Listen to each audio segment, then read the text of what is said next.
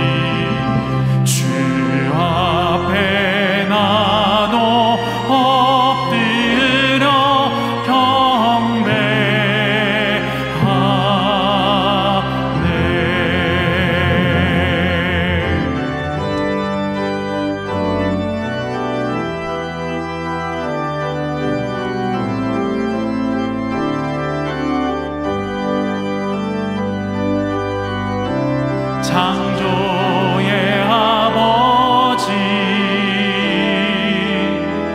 그 섭리 보이사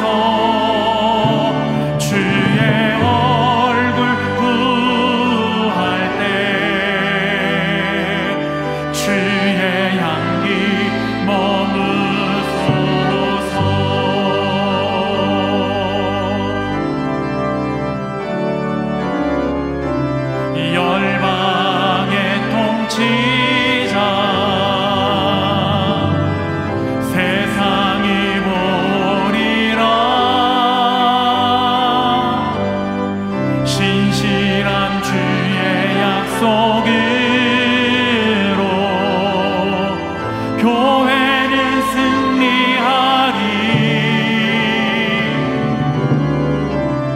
우릴 돌아보사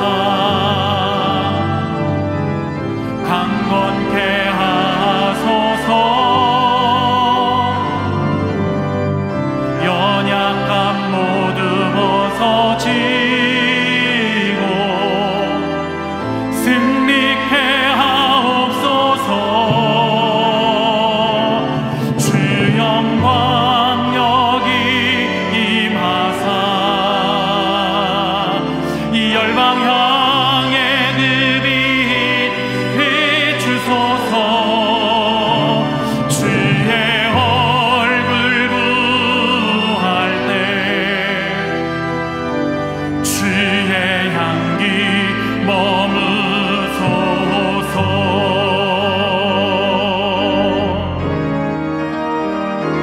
주 영광 여기 임하사 이 열방 향해 그 빛 비추소서. 주의 얼굴 구할 때 주의 향기 머무소서. 우리 함께 영광의 주님을 찬양합니다. 주님의 높고 위대하심을 내 영혼이 찬양하네. 주님의 높고 위대하심을 내 영혼이 찬양하네.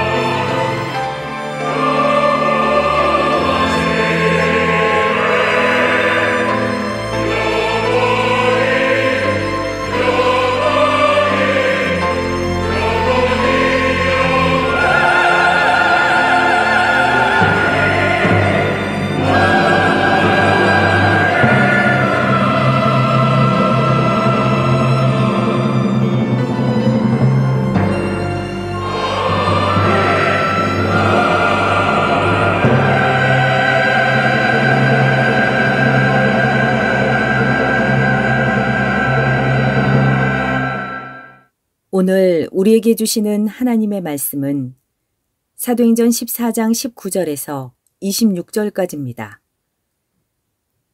유대인들이 안디옥과 이고니온에서 와서 무리를 충동하니 그들이 돌로 바울을 쳐서 죽은 줄로 알고 시외로 끌어내치니라.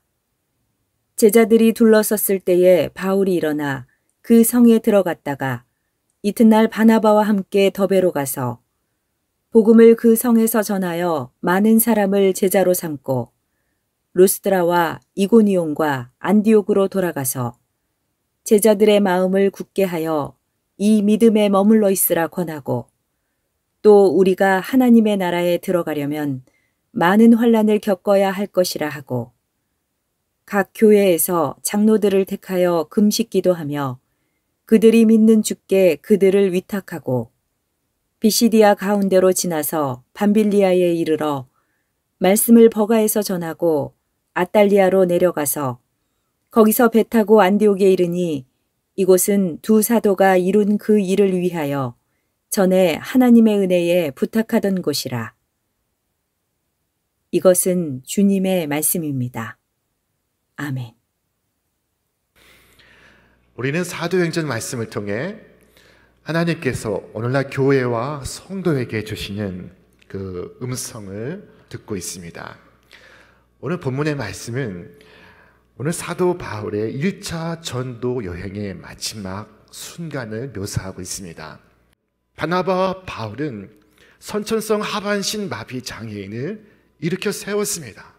그런데 뜻밖에도 유대인들이 저 비시디아 안디옥에서부터 쫓아와서 무리를 충동하여 돌로 바울을 치게 했습니다. 바울이 돌에 맞아서 거의 죽은 바 되어 성 밖으로 이끌려 내쳐지게 되었습니다. 사람들은 그가 죽은 줄 알았습니다. 그런데 바울은 정신을 차렸고 그리고 다시 성으로 돌아왔습니다. 마치 오뚜기처럼 일어나서 피범벅이 되었음에도 불구하고 돌아왔습니다. 그리고 이튿날 더베로 내려가 복음을 전합니다. 바울은 어디에나 복음을 전하는데 큰 성공을 거두지만 동시에 많은 박해를 받습니다. 이것이 일관된 패턴입니다. 그는 어디에나 복음을 전하지만 핍박을 받습니다. 매를 맞고 고생을 하면서 또다시 복음을 전합니다. 이것이 놀라운 일입니다. 핍박은 있으나 그 핍박으로 인해서 그는 중단하지 않습니다. 언제나 그렇습니다. 핍박은 있습니다. 그러나 핍박 때문에 멈추지 않습니다. 이 같은 힘은 어디에서 나오는 것일까? 이 용기는 어디에서 비롯되는 것입니까? 오늘 중요한 말씀이 여기에 있습니다. 두 사도가 오래 있어 주를 힘입어 담대히 말하니 주께서 그들의 손으로 표적과 기사를 행하게 하사 자기 은혜의 말씀을 증언하시니 주를 힘입어 담대히 말하는 것, 그것이 바울의 전도 여행에서 있었던 일입니다. 신령한 용기는 하늘에서 오고 주님께로부터 오는 것입니다. 이 땅에서 오고 사람들의 박수로부터 오는 것이 아닙니다. 이렇게 주로 힘입어 담대히 하나님의 말씀을 전할 때 주께서 그들의 손으로 많은 표적과 기사를 행하게 하셨습니다. 주님께서 저들과 함께 계심을 증거하신 것입니다. 이 바울과 바나바가 얼마나 더 큰 용기를 내었을까요? 전과 같이 그들은 담대히 전했고 담대히 은혜의 복음을 전파했습니다. 그리고 마침내 귀환해야 할 때가 왔습니다. 고향을 목전에 두고 돌아섰습니다. 그들은 왜 왔던 길을 돌아가는 것일까요? 이것은 결단코 쉬운 결정이 아니었습니다. 유대인들이 이를 갈고 있는 것을 알면서 돌아갑니다. 위험을 무릅쓰고 돌아갑니다. 자신이 전도한 신자들을 돌보기 위해, 권면하기 위해 돌아가고 있습니다. 마침내 그들을 만나서 바나바와 바울은 무엇이라고 권면했을까요? 우리 말씀을 같이 읽겠습니다. 제자들의 마음을 굳게 하여 이 믿음에 머물러 있으라 권하고, 또 우리가 하나님의 나라에 들어가려면 많은 환난을 겪어야 할 것이라 하고, 우리가 하나님의 나라에 들어가려면 많은 환난을 겪어야 할 것이다 말했습니다. 사람들이 흔히 말하는 것처럼 예수 믿으면 복 받는다, 예수 믿으면 잘 산다 와는 정반대 이야기를 한 것입니다. 여러분, 천국에 들어가기 위해서 환난을 겪어야 한다는 것입니다. 예수님도 이와 같은 말씀을 하셨습니까? 예, 예수님도 말씀하셨습니다. 의를 위하여 핍박을 받는 자는 복이 있나니 천국이 저들의 것임이라. 나로 말미암아 너희를 욕하고 박해하고 거짓으로 너희를 거슬려 모든 악한 말을 할 때에는 너희에게 복이 있나니 기뻐하고 즐거워하라. 하늘에서 너희의 상이 큼이라. 여러분, 왜 이러한 핍박이 있고 이러한 박해가 있습니까? 자, 그것은 진정한 성도를 구별하기 위함입니다. 가짜 신자들도 예수님 따라서 감람산까지 갈 수 있습니다. 그러나 갈보리까지 올라갈 수가 없습니다. 알곡과 가라지를 구별하는 유일한 시금석이 바로 이 박해의 상황입니다. 진정한 믿음 없이는 박해를 견딜 수 없습니다. 참을 수 없습니다. 박해를 피하여 도망을 갑니다. 박해를 견딘다는 것은 그가 진정한 신앙이라는 것을 의미하는 것입니다. 우리가 세상에서 박해를 받는 것은 주님으로부터 멀어졌음을 의미하는 것이 아니라 오히려 주님과 더 가까이 있음을 증거하는 것입니다. 주께서 뭐라고 말씀하셨습니까? 너희가 세상에 속하였으면 세상이 자기의 것을 사랑할 것이나 너희는 세상에 속한 자가 아니요 내가 도리어 너희를 세상에서 택하였기 때문에 세상이 너희를 미워하느니라. 만약에 이 죄악 많은 세상에서 우리가 모든 사람들로부터 칭찬을 받는다면 하나님께로부터 도리어 책망을 받을 수 있습니다. 모든 사람이 너희를 칭찬하면 화가 있도다 주께서 말씀하셨습니다.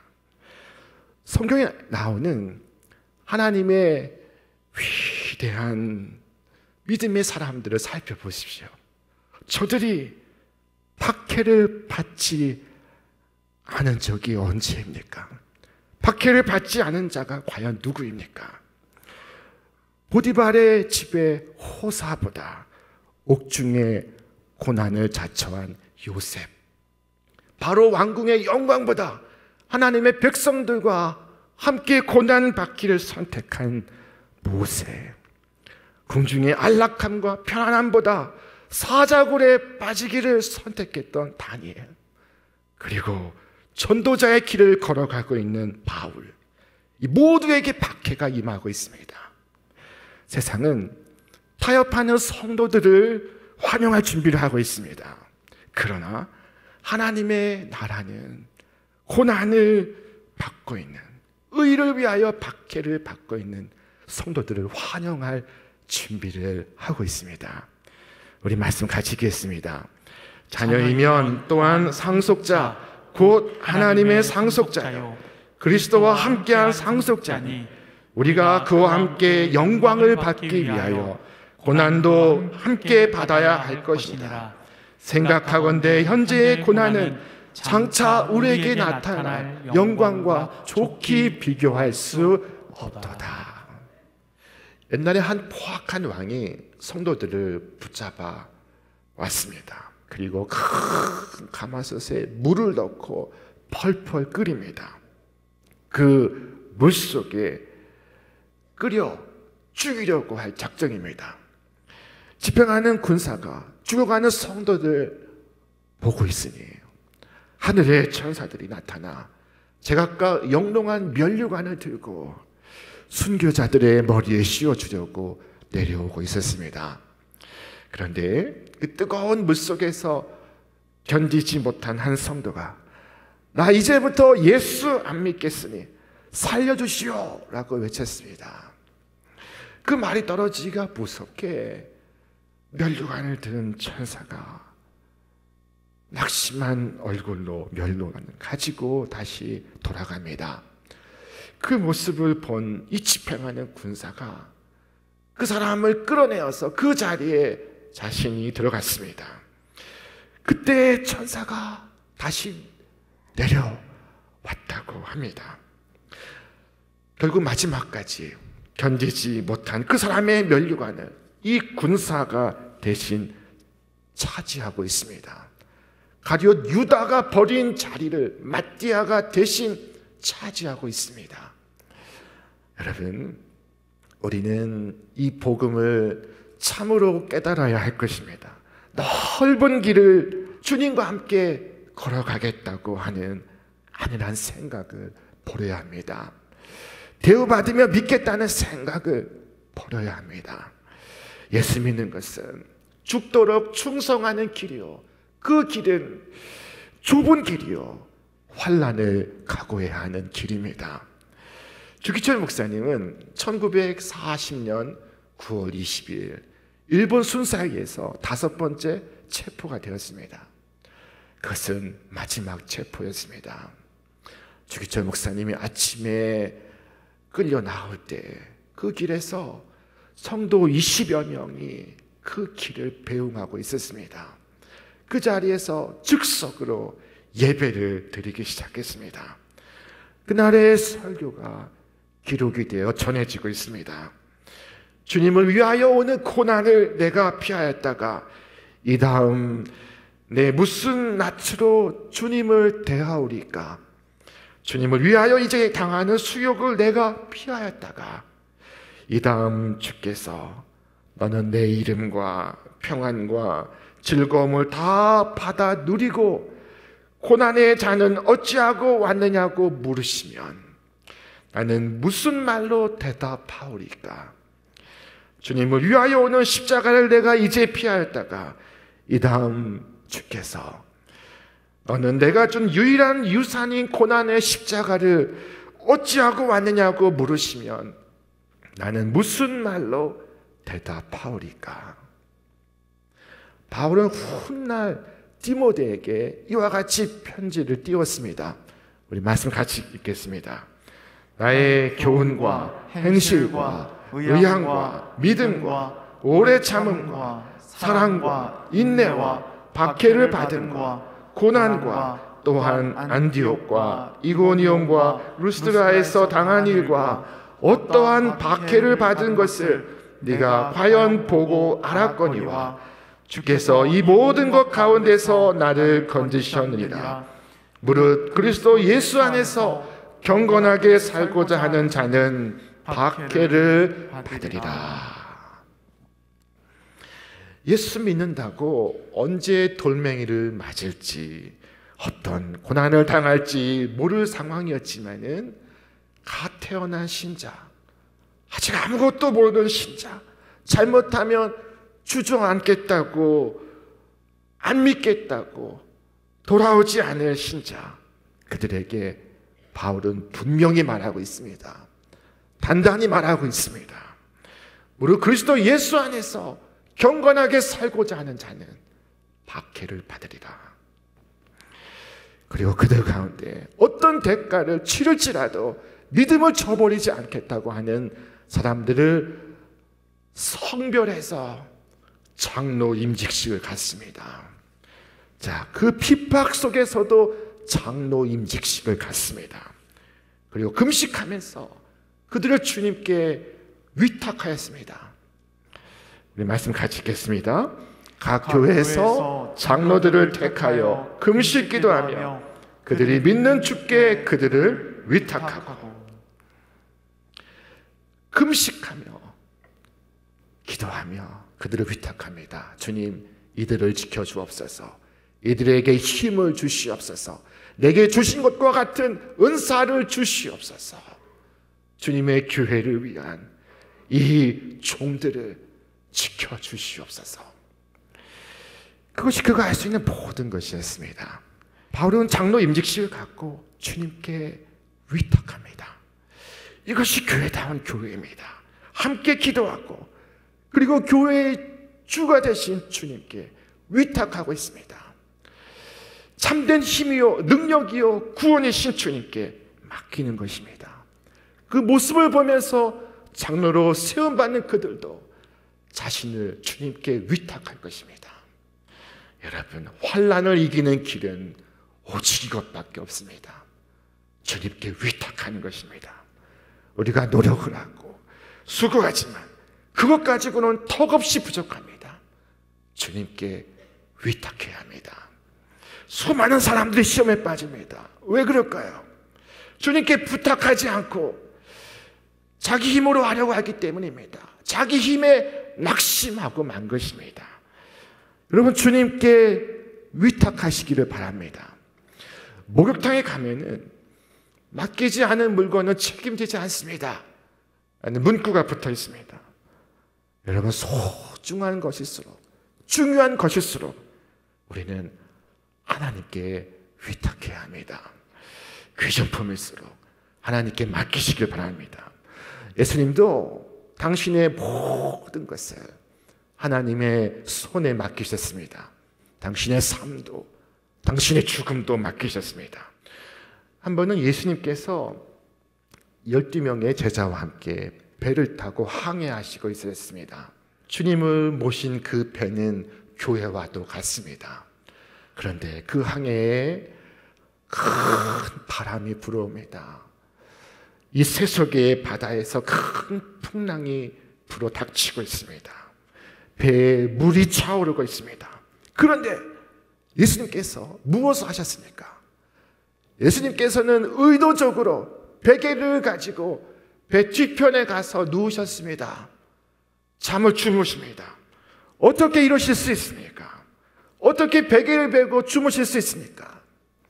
자, 예수님은 하나님께 위탁하셨습니다. 주님은 하나님께 당신의 사랑하는 제자들을 위탁하셨습니다. 배가 파선한다면 베드로는 어떻게 되겠습니까? 요한은 어떻게 되겠습니까?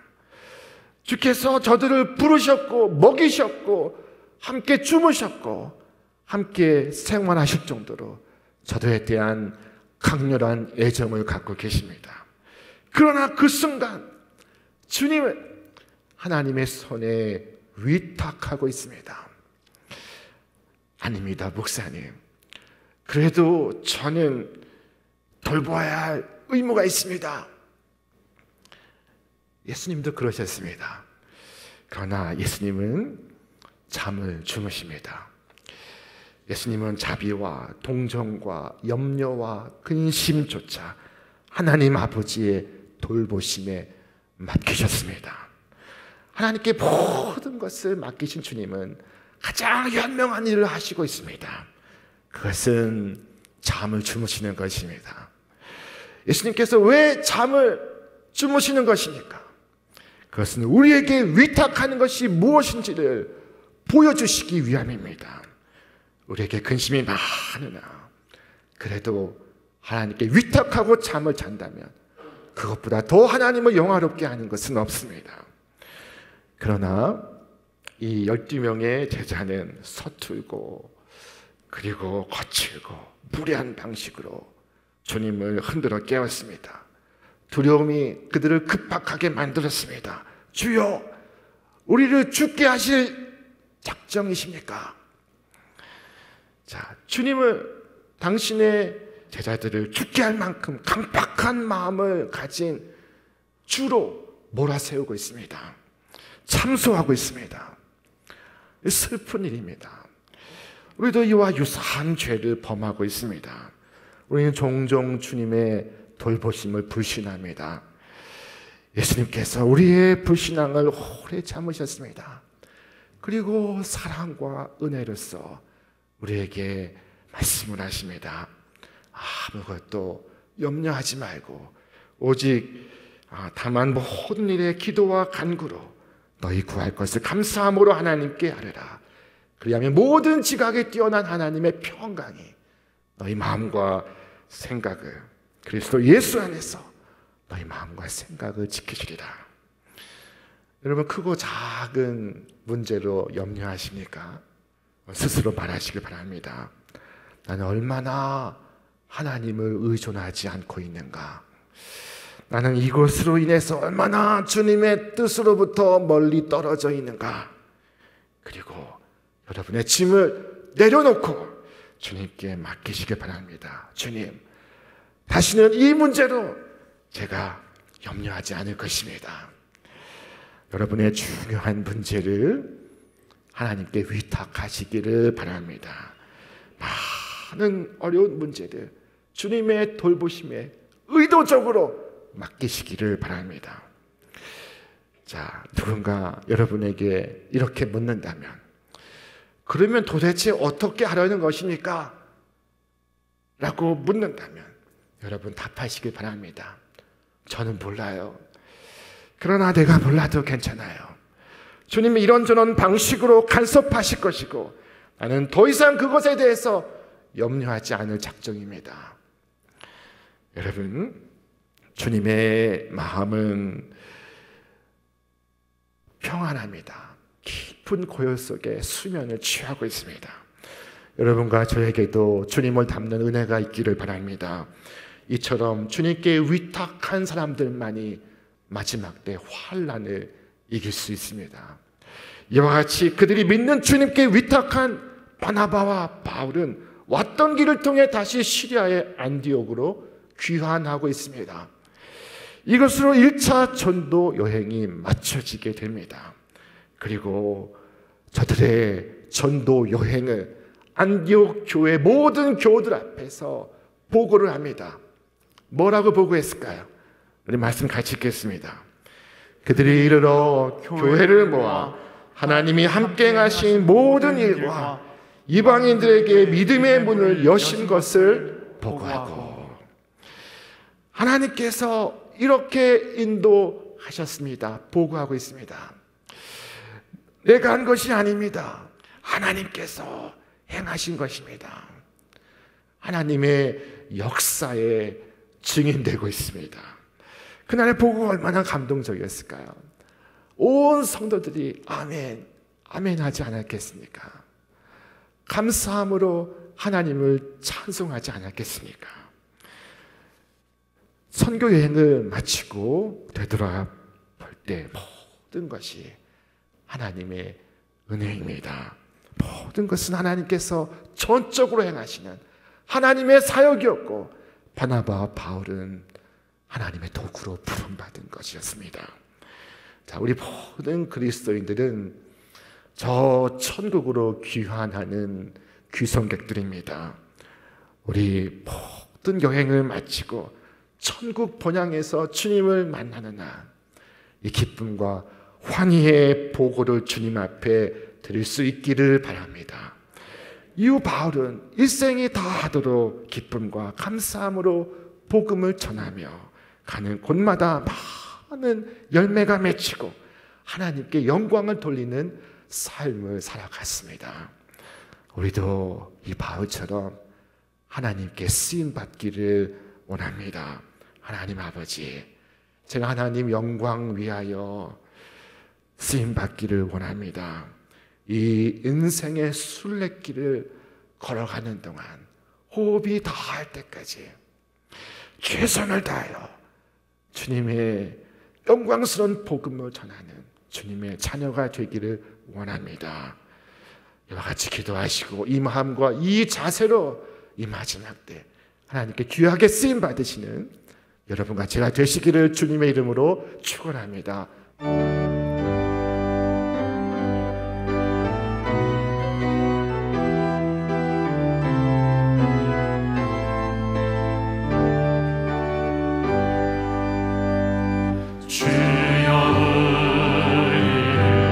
열방 중에 작은 들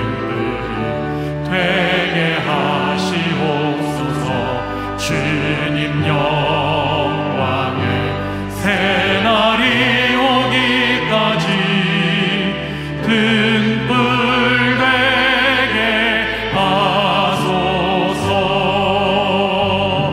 주여 의리로 열방 중에 주의 복음을 전하게 하소서.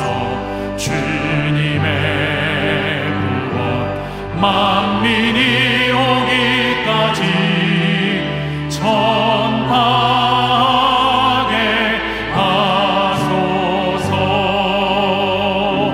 주여 의로 열방 중에 깊은 찬송을 부르게 하옵소서. 주 예수 찬양 온 땅 울릴 때까지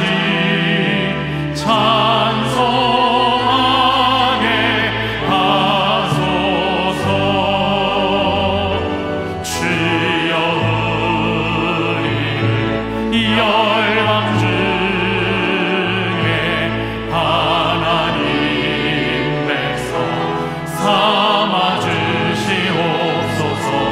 주님의 나라 마침내 임하겠네.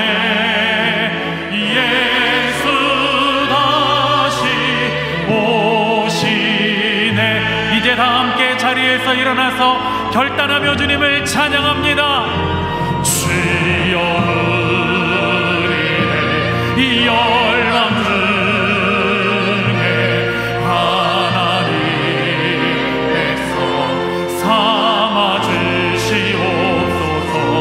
주님의 나라 마침내 임하겠네. 예수 다시 오시네. 예수 다시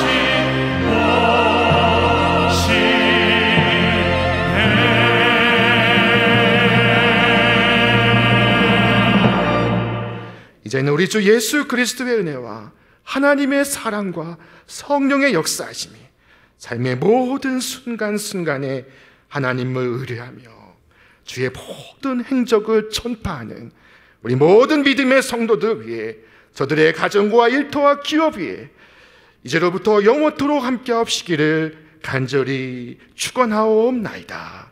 아멘.